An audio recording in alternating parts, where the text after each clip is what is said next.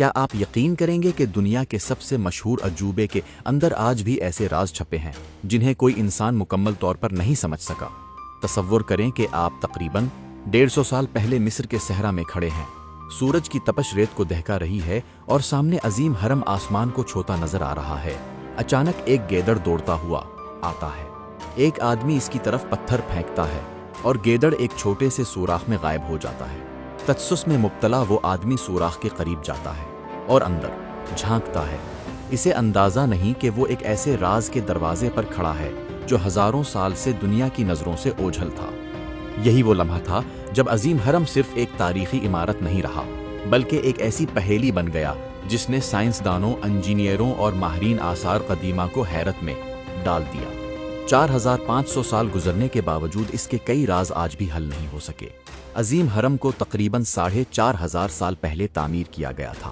اس دور میں نہ کرینیں تھیں، نہ کمپیوٹر، نہ لیزر اور نہ ہی جدید مشینیں۔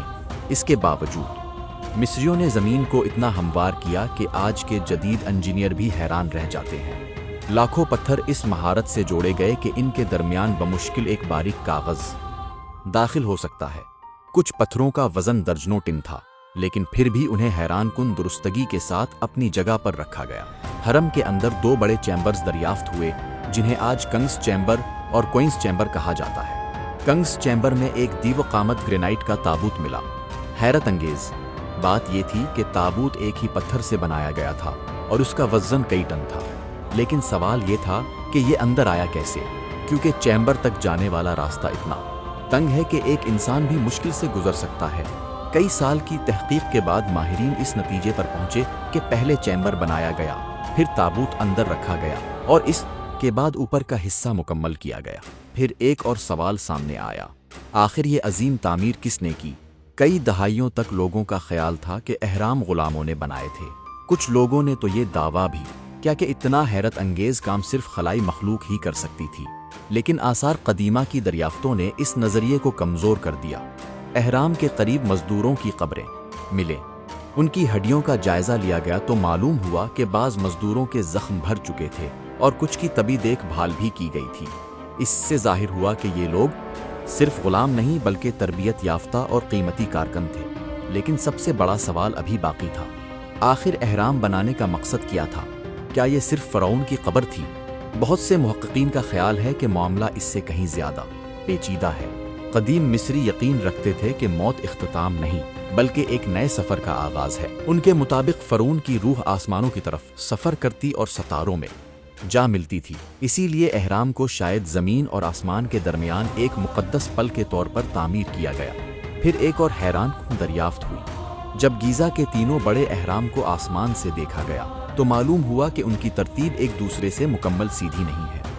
بعد میں بعض محققین نے یہ نظریہ پیش کیا کہ ان کی پوزیشن آسمان میں موجود اورائن بیلٹ کے 3 ستاروں سے ملتی جلتی ہے۔ کیا یہ محض اتفاق تھا یا قدیم مصری واقعی ستاروں کی نقل زمین پر بنا رہے تھے؟ 1993 میں ایک چھوٹا روبوٹ حرم کے اندر موجود ایک تنگ سرنگ میں بھیجا گیا۔